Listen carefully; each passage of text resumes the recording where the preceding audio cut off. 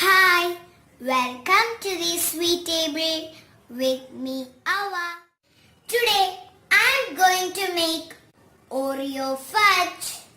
For that we need chocolate, condensed milk and some Oreos. Now melt the chocolate and condensed milk.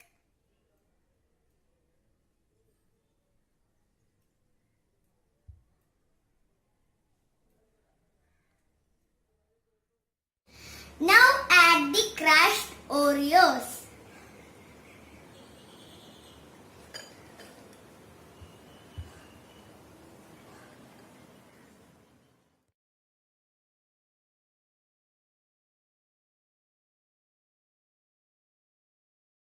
Garnish with more Oreos.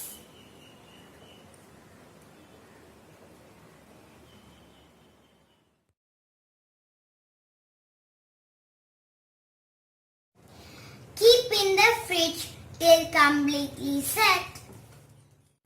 Do try this, friends. Thank you for watching. Bye bye.